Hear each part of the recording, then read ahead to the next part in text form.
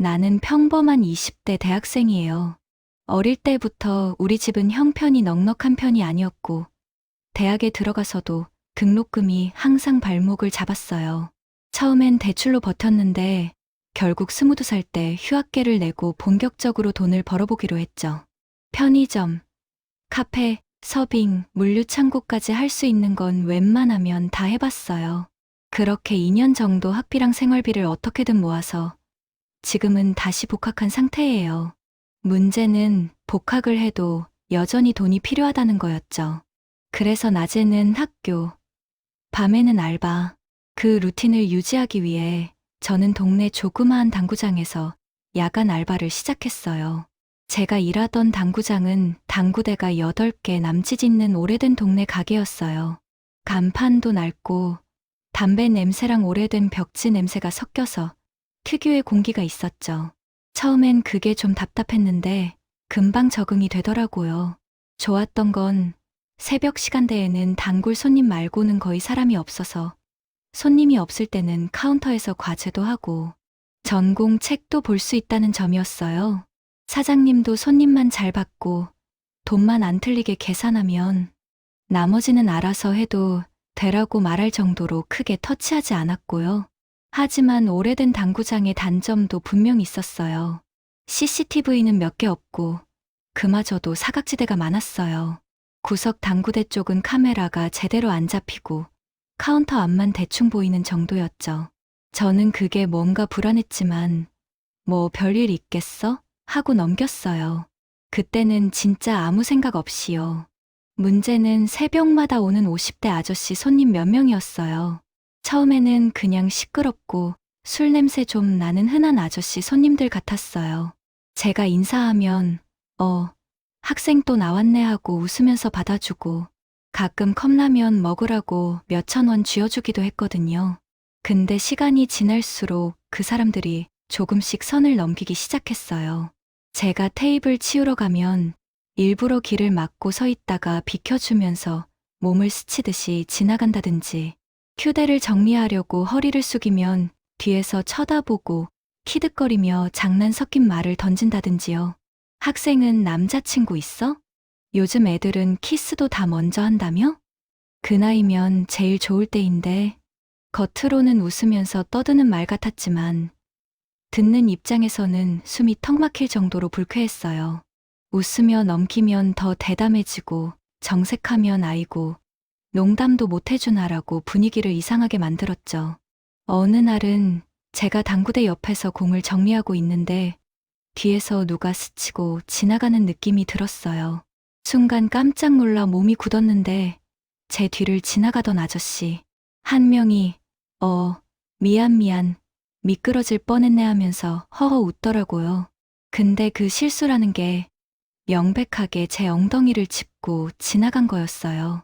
손에 그대로 남는 감각 때문에 그날 집에 돌아와서 샤워를 하면서도 계속 그 생각이 떠나질 않았죠.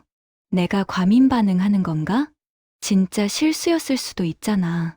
스스로를 설득하면서도 마음 한켠에서는 아니야, 이건 아니야 라는 생각이 들었어요. 그런데도 그만두지 못했어요. 등록금, 월세, 교통비, 교재비 계산기를 두드려보면 답은 항상 같았거든요. 지금은 버텨야 한다. 그러던 어느 날 그 아저씨들이 술을 잔뜩 마신 상태로 당구장에 들어왔어요.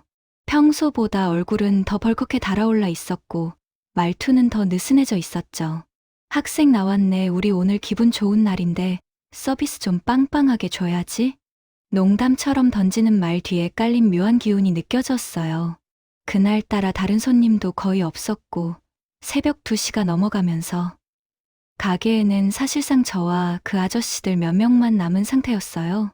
담배 연기와 술 냄새, 가끔씩 당구공이 부딪히는 둔탁한 소리, 그 사이로 들리는 웃음소리는 점점 더 커지고 점점 더 거칠어졌어요. 그 중 한 명이 갑자기 저를 불렀어요. 학생, 이것 좀 치는 거 한번 봐봐. 자세 좀 잡아줘봐. 솔직히 그때 이미 느낌이 안 좋아서 최대한 거리를 두려고 했어요.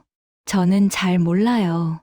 사장님 오시면 그렇게 말을 돌리려 했는데 아저씨가 계속 휴대로 바닥을 두드리면서 손짓을 했어요. 야, 그냥 좀 와봐. 안 물어. 하, 억지 웃음을 지으면서 다가갔지만 심장이 쿵쿵 뛰고 있었어요. 당구대 옆에 서자 아저씨가 일부러 제 쪽으로 바짝 붙더니 제 어깨와 팔을 휴대로 툭툭 건드리면서 말했죠. 자세가 이래야지. 몸을 이렇게 딱 붙이고. 그러면서 어깨를 잡는 손이 점점 이상한 쪽으로 내려오기 시작했어요. 그 순간 등골이 서늘해졌어요. 저는 반사적으로 몸을 빼고 뒤로 물러서면서 말했어요. 손님, 그러지 마세요. 제 목소리가 생각보다 날카롭게 나가서 주변에 있던 다른 아저씨들도 잠깐 저를 쳐다봤어요. 근데 문제는 그 눈빛이 괜찮아?가 아니라 이 분위기 깨네? 같은 느낌이었다는 거예요. 한 명이 비웃듯이 말했죠. 에이, 그냥 장난이지 뭘 그렇게 예민해. 우리 딸도 너랑 나이 비슷한데 아저씨가 딸 같으니까 그러지. 딸 같아서라는 말은 이상하게도 아무 위로가 되지 않았어요. 오히려 더 역겨웠죠. 그때부터였어요. 그들의 말과 행동이 완전히 달라지기 시작한 건 손이 어깨에 더 오래 머물고 제 움직임을 막듯이 길을 막아 서기도 하고 제가 카운터 안으로 들어가면 일부러 바로 앞까지 다가와서 공간을 좁게 만들었어요. 저는 점점 더 숨이 막혔고 일하는 내내 긴장을 풀 수가 없었어요. 사장님께 말해볼까 생각도 했지만 사장님이 그 손님들이랑 워낙 오래 알고 지낸 사이 같았거든요.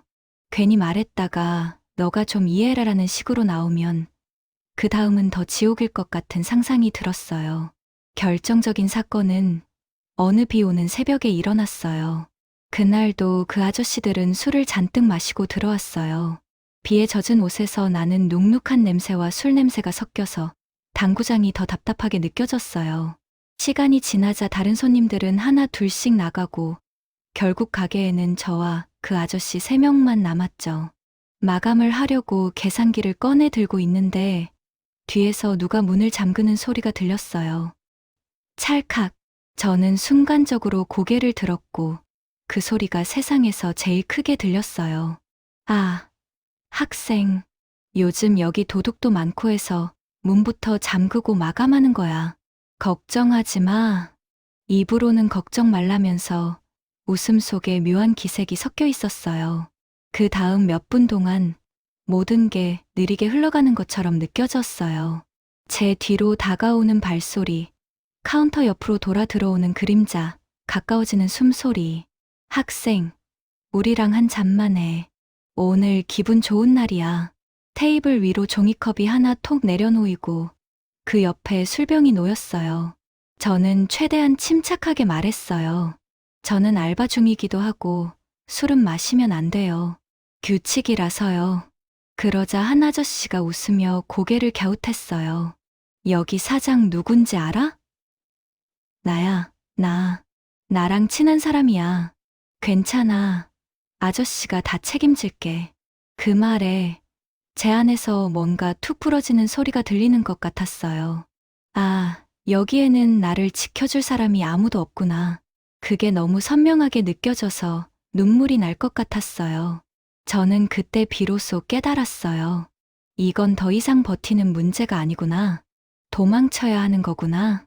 겨우 웃는 척하며 말했어요. 저 화장실 좀 다녀올게요. 다행히 화장실 쪽은 CCTV 사각지대였지만 출입문과는 가까웠어요. 저는 화장실 쪽으로 걸어가다가 갑자기 방향을 꺾어 출입문으로 뛰기 시작했어요. 등 뒤에서 야, 학생 하는 소리가 들렸지만 저는 뒤를 돌아보지 않았어요. 문 손잡이를 잡아당기고 부서질 듯이 밀어 열고 비가 퍼붓는 새벽거리로 그대로 뛰쳐나왔어요. 슬리퍼에 물이 튀고 빗방울이 얼굴을 때렸지만 아무것도 느껴지지 않았어요. 그저 여기서 벗어나야 한다는 생각 하나뿐이었어요. 그날 집에 돌아와서 문을 잠그고 나서는 한동안 현관에서 움직이지 못했어요. 다리에 힘이 풀려 바닥에 주저앉아 버렸거든요. 손은 덜덜 떨리고 심장은 미친 듯이 뛰고 머릿속에서는 아까 들은 웃음소리와 문 잠그는 소리가 계속 재생되고 있었어요. 그날 이후로 저는 당구장에 나가지 않았어요. 사장님에게는 개인 사정으로 그만두겠다고 문자만 남겼고 전화가 와도 받지 않았어요. 몇 주 동안은 밤마다 악몽을 꿨어요. 잠에서 깼는데도 누가 집 안에 있는 것 같은 느낌이 들고 복도에서 나는 발소리에도 심장이 내려앉았어요. 치마나 딱 붙는 바지를 입으면 당구장 냄새가 나는 것 같아서 일부러 헐렁한 옷만 입고 다녔어요. 그러면서도 한편으로는 이상하게 죄책감을 느꼈어요. 내가 좀 더 단호하게 말했으면 이 정도까지는 아니었을까? 애초에 처음부터 그만뒀으면 됐잖아. 괜히 내가 오버하는 건가? 그렇게 제 잘못으로 돌리면서 입을 다물었어요. 누구에게도 말하지 않았어요. 친구들한테는 그냥 알바 힘들어서 그만뒀다고만 했고, 부모님한테는 아예 당구장 얘기 자체를 안 꺼냈죠. 시간이 흘러 저는 졸업을 했고, 지금은 겉보기에 평범한 직장인이에요. 출근하고, 일하고, 퇴근하고, 주말에는 친구 만나서 카페 가고, 누가 보기엔 정말 아무 일 없는 사람처럼 보여요. 하지만 가끔 야근하고 늦게 집에 돌아가는 길에 비 내리는 새벽거리를 걷다 보면 그때의 공기와 냄새가 문득 떠올라요. 아무것도 없는 골목인데도 마치 누가 뒤에서 따라오는 것 같아서 괜히 발걸음이 빨라지고 집 문을 닫고 나서야 겨우 숨을 내쉬게 돼요. 당구장 앞을 일부러 돌아서 가도 비슷한 간판만 봐도 심장이 철렁 내려앉고요. 그래도 예전과 달라진 점이 있어요. 이제는 그 일을 온전히 제 탓이라고 생각하지 않는다는 거예요. 학교 상담센터에 용기 내서 찾아간 적이 있어요. 처음엔 입을 떼는 것조차 힘들었지만 천천히 하나씩 이야기하다 보니 제가 얼마나 오랫동안 혼자 버티고 있었는지 실감하게 됐어요. 상담 선생님이 해준 말이 아직도 기억에 남아요. 그건 당신 잘못이 아니에요. 선 넘은 건 그 사람들이에요. 당신은 버틴 게 아니라 살아남은 거예요. 그 말을 듣고 집에 돌아와서 한참을 울었어요. 지금도 저는 그 당구장 얘기를 주변 사람들에게 대놓고 하지는 못해요. 하지만 이렇게 익명으로라도 글을 쓰면서 조금은 제 안에 묶여있던 매듭이 풀리는 느낌이 들어요. 여전히 누군가는 비슷한 일을 겪으면서도 내가 예민한 건가? 그냥 넘기면 되겠지라며 스스로를 탓하고 있을지도 몰라요. 그 사람들에게 말해주고 싶어요. 그런 시선, 그런 말, 그런 손길. 당신이 불편하고 무섭다면 그건 원래 그럴 수도 있는 일이 아니라 누군가 분명히 선을 넘고 있는 거라고. 그리고 그건 절대 당신 잘못이 아니라고요. 저는 여전히 평범하게 살아가는 척하면서도 그때의 기억을 품고 있어요. 그 기억은 아마 평생 사라지지 않겠죠. 그래도 이제는 그 일을 떠올릴 때마다 그날 도망쳤던 나 자신을 떠올리려고 해요. 문을 박차고 나와 비 오는 새벽거리를 죽을 힘을 다해 뛰던 그 순간을요. 그때의 저는 분명히 겁에 질려 있었지만 동시에 누구보다 강했으니까요.